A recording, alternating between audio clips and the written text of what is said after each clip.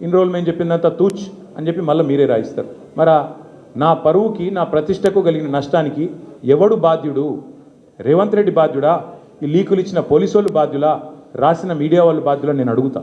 అట్లా ఇంకో మాట కూడా నేను అడుగుతా. ఈరోజు ఇవాళ మీరు ఏ అధికారి అయినా ఈ రాష్ట్రంలో పోలీస్ అధికారి ఈరోజు రాష్ట్రంలో ఫోన్లు ట్యాప్ జరగడం లేదు అని చెప్తాడా? ముందుకొచ్చి మీ కెమెరా ముందుకొచ్చి చెప్పే ఒక్క పోలీసుడు ఉన్నాడా? డీజీపీ శివధర్ రెడ్డి ముందుకు వస్తాడా? ఐజీ ఇంటెలిజెన్స్ ముందుకు వస్తాడా? కమిషనర్ సజ్జరాన్ ముందుకు వస్తాడా? వాళ్ళకి తెలుసు పోలీసులకు భారతదేశంలో స్వాతంత్రం వచ్చిన తర్వాత ఆనాటి నుంచి ఈనాటి వరకు నెహ్రూ గారి టైం నుంచి ఈరోజు మోడీ గారి టైం దాకా గూఢాచారి వ్యవస్థలు ఎప్పటికప్పుడు పనిచేస్తూనే ఉంటాయి.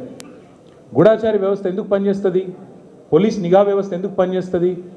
ఎవరన్నా ప్రభుత్వాలను అస్థిరపరిచే కుట్ర చేసినా, దేశంలో శాంతి భద్రతల సమస్య తలెత్తే విధంగా వ్యవహారం చేసినా, లా అండ్ ఆర్డర్ ఇష్యూ వచ్చే విధంగా ఏమైనా అపభ్రష్టపు పనులు చేసినా వాటిని నిరోధించడానికి డెఫినెట్గా పోలీస్ వ్యవస్థ తన పని తాను చేసుకుంటూ పోతుంది. 2015లో మన తెలంగాణ రాష్ట్రం ఏర్పడ్డ తొలినాళ్లలో మా ఎమ్మెల్యే గారిని ఒకరిని కొనడానికి ఒక దొంగ 50 లక్షల రూపాయల బ్యాగ్తో వచ్చి దొరికిండు.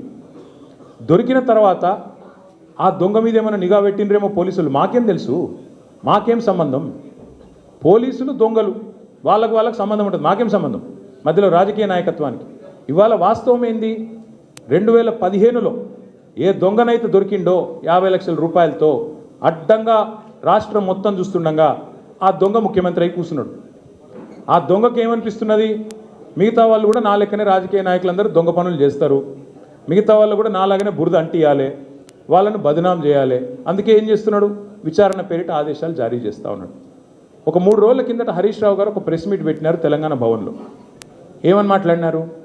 సింగరేణి కాలరీస్ ఏదైతే ఉన్నదో అక్కడ 1000 కోట్ల బొగ్గు కుంభకోణం జరిగింది. దానిలో ప్రధాన ముద్దాయి రేవంత్ రెడ్డి గారి బావమరిది సృజన్ రెడ్డి. ఆయన కింగ్ పిన్గా ఉంటూ ఈ అక్కరలేని సైట్ విజిట్ సర్టిఫికేషన్ భారతదేశంలో ఎక్కడ ఏ కోల్డ్ ఫీల్డ్లో లేదు. అదొక కండిషన్ పెట్టి, ఒక నిబంధన పెట్టి కాంట్రాక్టర్లను రింగు చేసి బెదిరించి ఫోన్ ద్వారా నేరుగా మాట్లాడి, నేను ముఖ్యమంత్రి బావమరిదిని మాట్లాడుతున్నా, మీరు టెండర్ వేయొద్దు, మీరు వేస్తే